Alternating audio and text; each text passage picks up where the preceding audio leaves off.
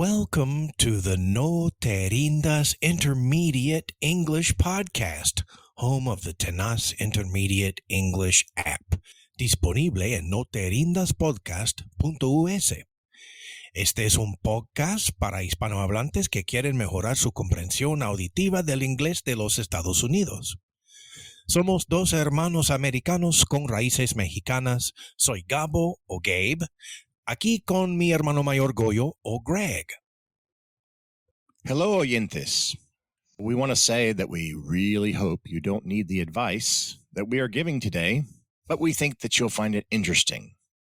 As fans of TikTok and YouTube and social media sites, we ourselves like to watch videos of things that we don't get to do ourselves.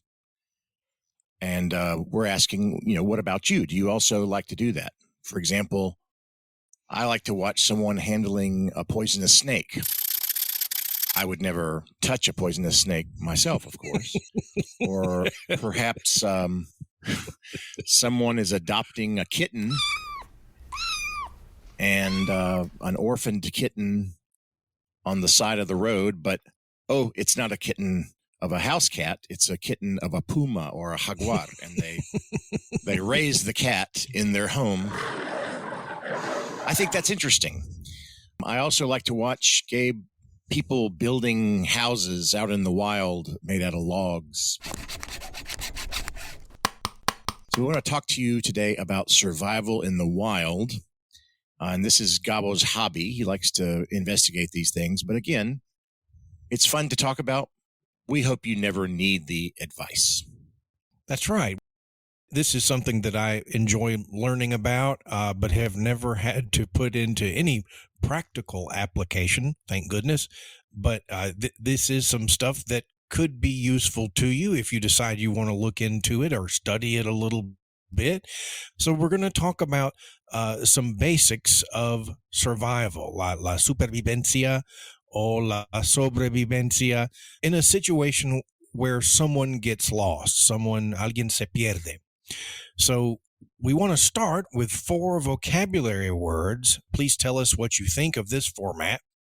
The first vocabulary word is to get lost, the phrase to get lost, que es perderse. So, for example, we might say, Carlota got lost while she was hiking, que es, Carlota se perdió mientras hacía una caminata.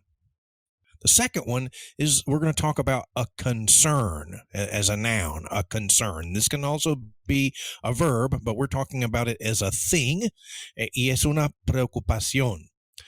Like as in, my first concern is finding the hospital. Mi primera preocupación es encontrar el hospital. So this would be your first concern if you found out your wife was having a baby, for example. Next, we're going to talk about boiling water in this episode, and to boil is hervir.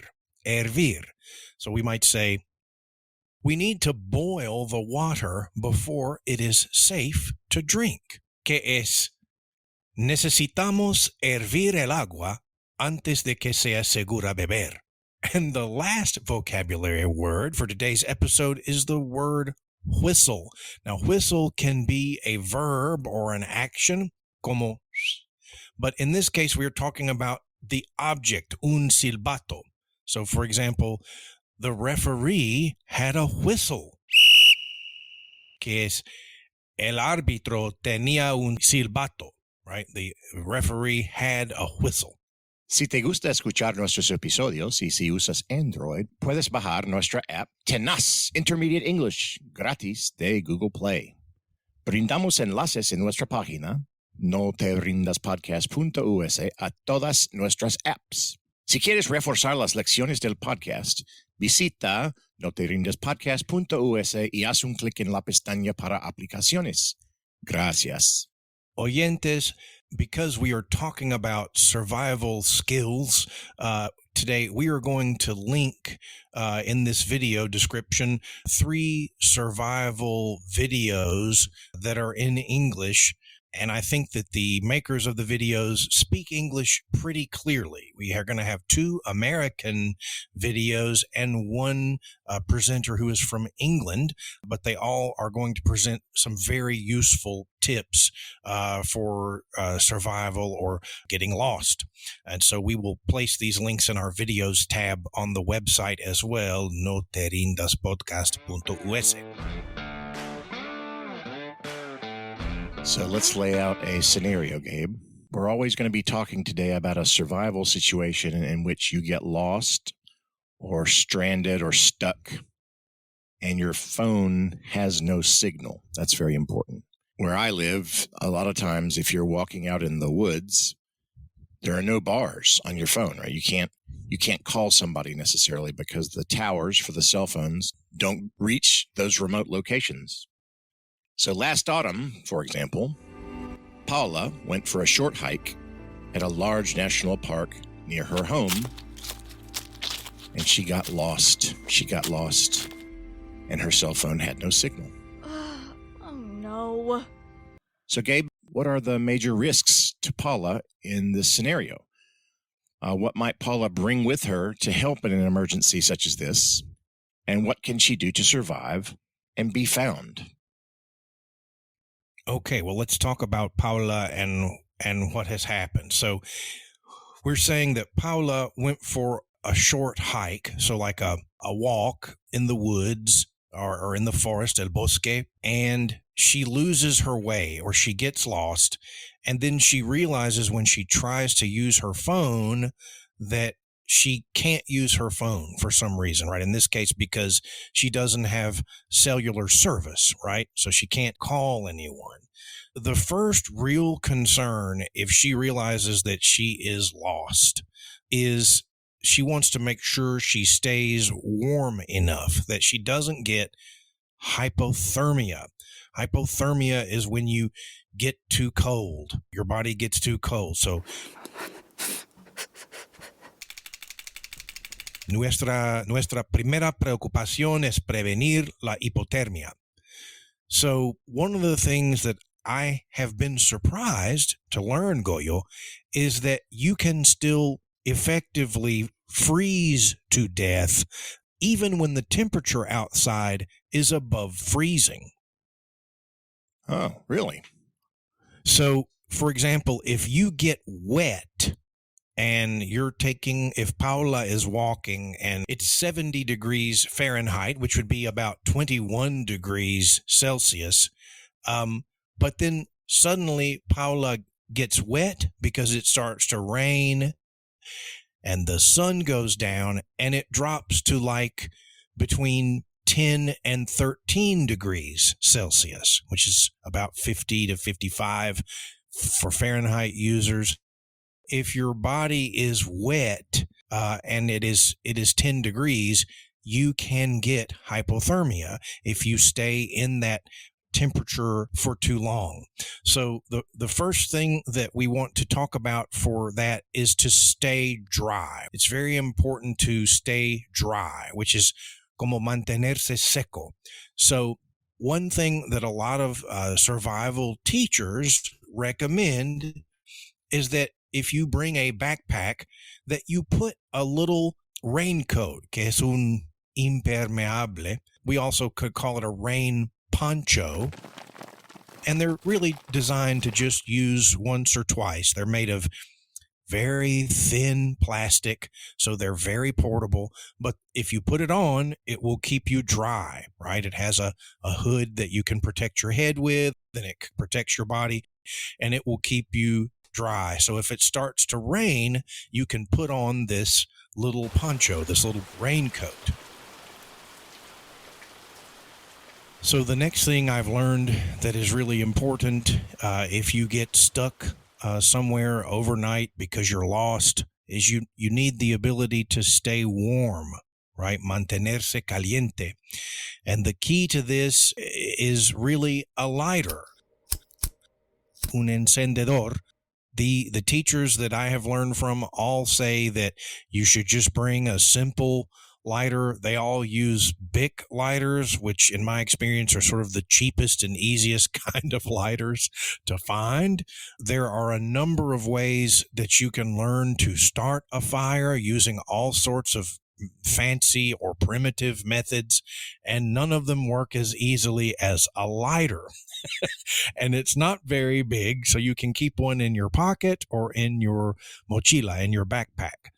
I love watching the guy on Primitive Technology, which is one of my favorite YouTube channels, where I hope I never have to do what he does.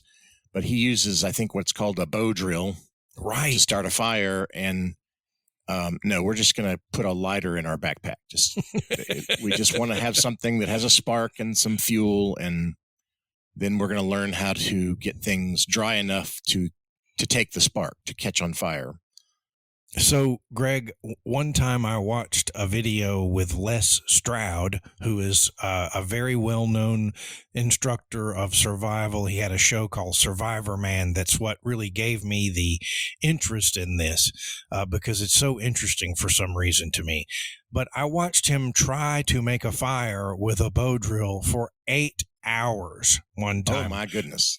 Before he was able to make it successfully. And I kept thinking about how insanely sore, how much his arms were going to hurt, and his back and neck. So one of the things that another of my teachers, Greg Ovens, he's a tocayo of yours, says is just don't worry about a bow drill, bring a lighter. So He also says something that I've never really thought about, and that is that if it does start to rain, and it's not raining super hard, you can get under a tree usually and find some dry tinder, tinder is a word we use for dry things that light on fire easily. That's called tinder, Tinder, and it's where the name of the app comes from. I know a lot of you use that app because it's something you use to start a fire. So hopefully the name of the app makes sense. You can go up under near the trunk of the tree where you're under the branches that would be hanging over you and keeping the rain off of the ground. And you can use that area to try to find some dry wood and dry tinder and start your fire there. That's what most of my instructors recommend. So I'm kind of a realist, so I worry that if it was raining really, really hard, there would basically be nowhere we could find that's dry. But they assure you that if it's not raining really, really hard, if you will get up under a tree that provides a lot of cover, you can find some dry tinder and wood. Oyentes, please notice how Gabe is using the expression keep here. We've had an episode on keep before. You want to keep things dry as you try to stay dry or try to stay warm. And I find those words very similar, that if you're staying dry or you're keeping dry in English, there are differences between those, but they're very similar. And if you're staying warm or keeping warm, it's also kind of the same thing. So listen for those words as you watch these channels that we're going to give you. That's a good pair of words that you might link together in your brain. So I heard you say that our first concern is hypothermia, and that hypothermia can occur really far above freezing, not anything close to 0 degrees Celsius or 32 degrees Fahrenheit. And I do want to say, Oyentes, that if you choose to learn English by watching the channels that Gabriel is going to recommend in our description and on the website, if you're listening to an English survivalist, he's going to use Celsius like you do. And if you listen to Americans, they're going to use Fahrenheit. So Fahrenheit, 50, 55 degrees would be like 10 to 13 degrees Celsius. And Gabe has told me that that's about where it starts to get very dangerous. Am I remembering that right, Gabe? That's exactly right, which is just crazy because 55 degrees, 50 degrees, we would call that cool. Typically, it's cool outside, isn't it? But it doesn't feel dangerous. Right. So that brings up a wonderful false cognate. I was looking at my Yucateco salsa picante que tengo, and I noticed on the label it says "keep in a fresh, dry place." And what they were intending to put, I think, was keep in a cool, dry place, because in English we use the word cool for when it's not very cold, but it is not warm. And in Spanish, I think we use fresca or fresco, fresco for that. So that literally means fresh. But when we say that it's cool outside, como fresco, that's what that means. Yeah, it means cool. It doesn't mean that something is not aged, like a fresh vegetable or a fresh piece of fruit. Right. Very cool. Very cool. So to stay dry and to stay warm, you need a raincoat or a poncho, and you need a lighter and a way to get to tinder, which is little leaves or twigs or branches or pine cones, things that are thin and wooden that you can set on fire easily. That's very good. You're a good student, Goyo. So let's move to our second concern. Our second concern really should be getting back to safety, right? To try to do what's known as increasing the odds of being found. Porque quieres que alguien te encuentre lo antes posible, see? So we want someone to find us as soon as possible. And believe it or not, they said the most important thing for this is simply to tell others where you are going to be. And I think probably a lot of us do this, maybe with social media. We might post and say, today I will be hiking the 7th marker of the Appalachian Trail, for example. You might say that, but if you somehow, some way, they recommend you let someone you know that you are going to be hiking in a particular area. And that way, if you get lost, they will know where to look for you. Hey, that's really cool what you just said. You want to let someone you know where you are. You use the same word twice. I mean, exactly the same word, K-N-O-W, twice in a row, just one time after the other, but it means two different things. You want someone that you are in contact with that cares about you, right, to have the knowledge that you are going to be away from your car and civilization walking. So you want to let someone that you know that you are taking a hike. Right. So this reminds me of the whole "por qué no nada nada" thing. It's two words that mean the same or sound the same, but may mean two different things. All right. So obviously some other things that you can do to try to increase the chances or the odds that you will be found if you're lost are to let people know that are looking for you potentially where you are by using something like smoke and que es humo, right? So if you do make a fire, if you manage to make a fire, you can put green leaves, green branches that are not dry with dead leaves on that fire, and it's going to make it a lot more smoky, and people will see that smoke. And the smoke tends to be white when you use green leaves. So that's one thing that's fairly simple to do. You don't have to cover the fire with the leaves. Just put some of them in there while you're using the fire to do other things, and you're going to make yourself more visible, especially if it's daytime. Obviously you can bring a little light with you of some sort. People are going to see a light. They make these little lights that you can put on your backpack that are about the size of a galleta, that you can turn on, and they blink, and they'll blink for hours, so that you can put that somewhere up high and hope that someone sees it. And then, of course, you could use a silbato. You could use a whistle apparently blowing a whistle fairly regularly over the course of several hours is a lot less tiring than yelling and saying help. Because you're just blowing a whistle, and people will tend to come and investigate what the whistling sound is. Well, because they're sports fans, right? They want to see if somebody's playing soccer or football. Exactly. When I get lost, I plan to bring a whistle, but then intermittently yell, "Gol! Golazo! Golazo! Golazo!" I'm just kidding. Not really.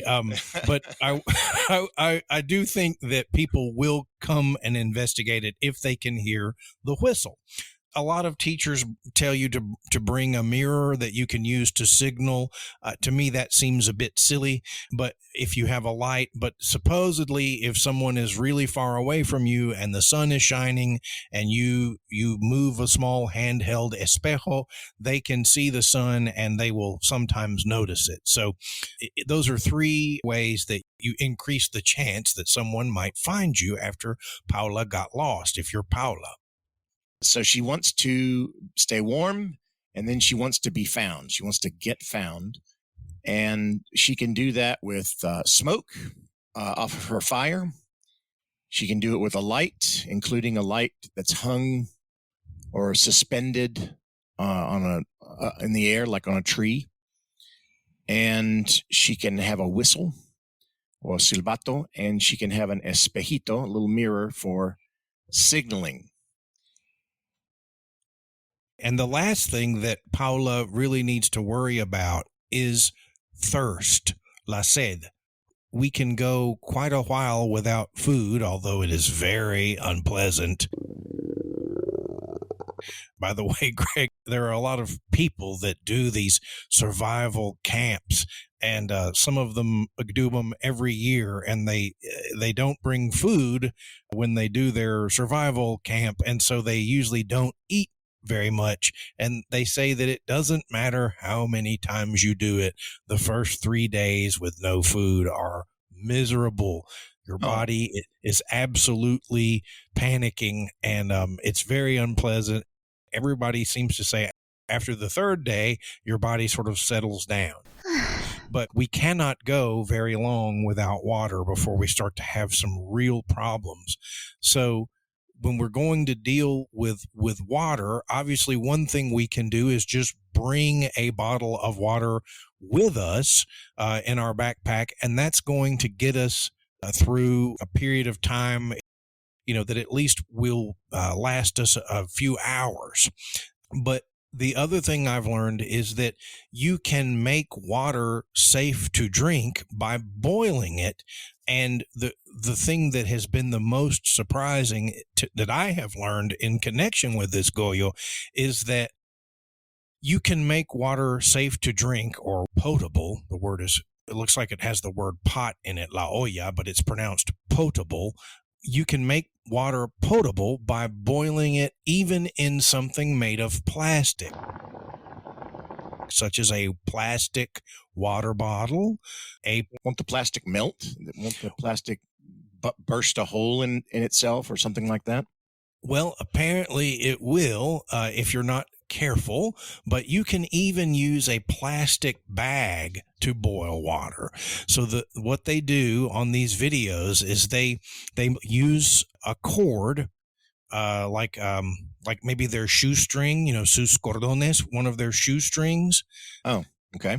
And then they hang the bottle or the bag, the plastic bottle or the plastic bag over the fire. And they make sure that the flames, the fire itself, never touches the plastic. So no quieres que ni el fuego ni las brasas toquen la bolsa o la botella. See? Okay.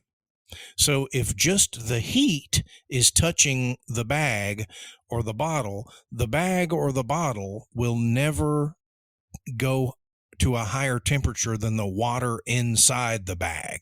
So obviously the plastic would have to be hotter than the boiling point of water, which is 100 degrees Celsius. well before it would start to melt. It would have to get hotter than that.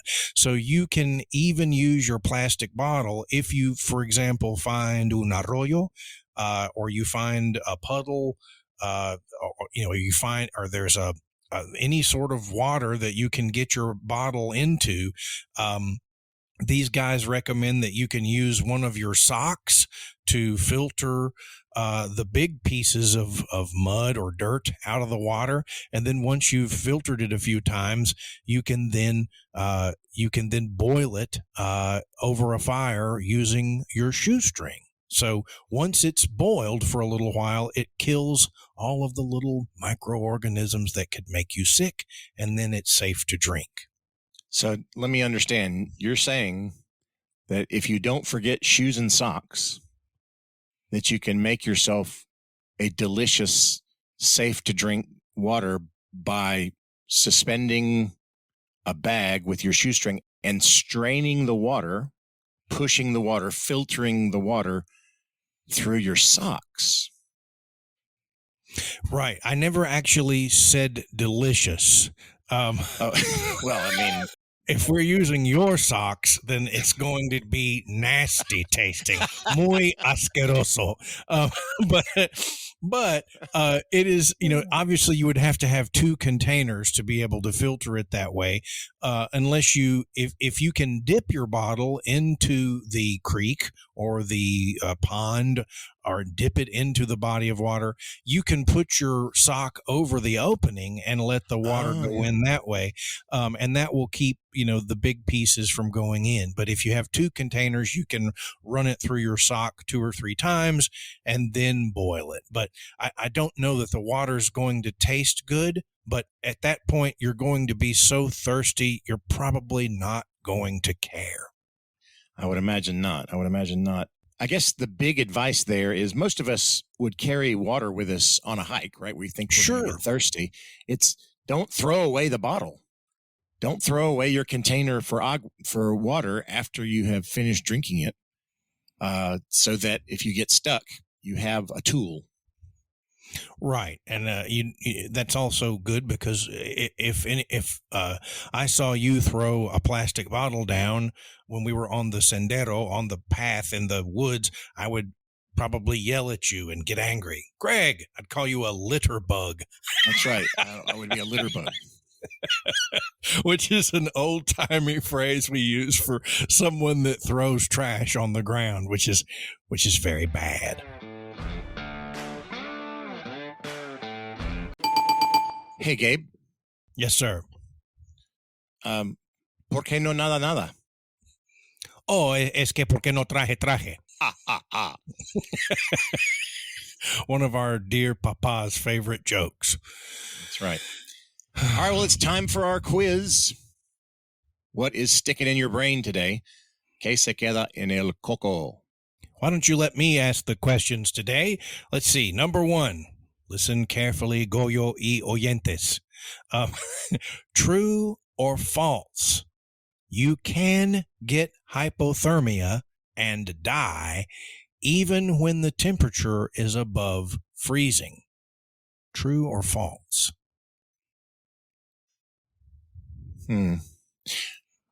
Well, I think it's true, especially if you're wet. Is that what you said? If you get wet, then you can lose heat out of your body even above freezing temperatures and perish. That's exactly right. And I think once it gets closer and closer to freezing, it starts to matter less and less that you're wet, and more than anything, just that you're not able to keep warm. So that's correct. You can definitely get hypothermia. So please be careful. All right. Quiz question number 2.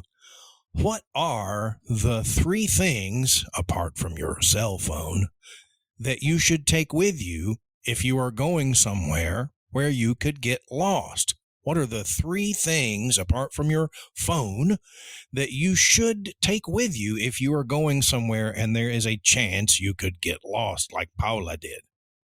A flashlight. B, a lighter. C, a tent. D, a bottle of water. E, a raincoat or a poncho. Letter F, a small amount of food, such as a granola bar or some nuts. Yeah, if I had to take all those things, I probably wouldn't go. That's a lot of stuff to carry. So you said I have my phone, because I always have my phone. So I don't need a flashlight, because my phone has a flashlight, even if it has no signal. Good. Okay. You said a lighter. Yeah, I definitely want a lighter, because I need to be able to make fire. You said a tent, which in some places, una tienda de campaña, something like that. Mm-hmm. No, that's un jaleo. That's a big bother. I don't want to do that. Okay. Another thing you said was a bottle of water. Yes, I need the water and I need the bottle, and it's easy to carry in my backpack. Good. Okay. And then you said un impermeable, a raincoat or a poncho. Yes, I need those to stay dry and to give myself a barrier, protect my temperature. Yes. And then you said, interestingly, a small amount of food during the explanation was not as important, right? Having food not as important as water, because it's not fun to be hungry, but it's not a big danger so much as thirst. Right. And we're thinking about surviving rather than having fun. And that's why I hope I never have to use these, because none of it sounds fun. No, indeed. All right. Last question. True or false, Goyo? You can boil water over a fire in a plastic bag, like the kind of bag you might put a sandwich in or use at the grocery store to carry your food. I mean, come on, that just sounds ridiculous. Plastic bag is so thin, but actually it's true as long as the flames or the coals don't touch the bag. That is correct. You are 3 for 3. You are a very good student of survival basics today, Goyo and oyentes. All right. Well, I'm going to tell you, I'm going to the Chattahoochee National Forest this afternoon. If you don't hear from me, I will take those 3 things. Yes. Bring a lighter. Bring a bottle of water. All right. Well, we want to thank our patrons for listening today. Before I disappear into the wilderness, if you would like to become a patron and provide support for us in future episodes, please go to www.patreon.com/No Te Rindas Podcast. We also want to shout out some of the cities that we're noticing are listening to our show. I hope I say this in a way that is understandable. Suleimania, Iraq. Suleimania, Iraq. Wow. Thank you for listening. Yeah. Yes, thank you. Geneva, New York. Cárdenas, Tabasco, Mexico, where we have some cousins. And Antioch, Tennessee, in Los Estados Unidos. Thank you so much for listening. And go Titans. I think Antioch is outside Nashville. Right. Y thank you, primos en Tabasco.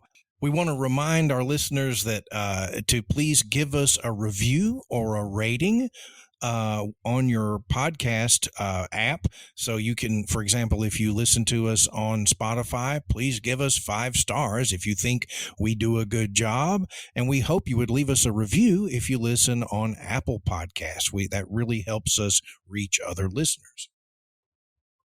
We also want to mention that we're going to place links on the audio and video tab of our website, which is noteerindaspodcast.us.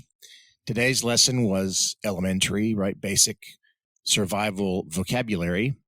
Once you've listened to it once or twice, go listen to the YouTube channels that Gabriel recommends and have fun seeing if you can understand those better because of our broadcast today.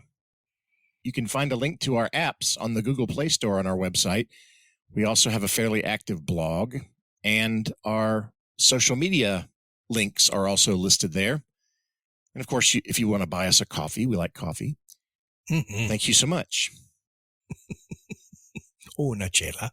So Greg, there's something I want you to do since you're going hiking yourself today, right? Yes. Tell me. Okay, so I know that you're going to wear some socks. So after you have hiked, I'm hoping that you won't get lost, but after you have hiked quite a while and are almost back to the car, I think it would be good for you to practice filtering some water through your socks and then drinking it, and then just let me know how it tastes. You know what? I'll do better than that, bro. I'll send you some in a box. You can, pues probarlo tú mismo. Okay, maybe I'll boil it first. Yeah. My daughter don't even give it to the dog, man. My daughter will come in the kitchen and say, "What is that smell?" Oh, it's your Uncle Greg's sock water. Well, I love you. I had so much fun. I hope we can do more episodes with content like this. And until next time, I hope you have a great week and a good hike. Thanks. Love you, bro. Bye-bye. I love you. Bye.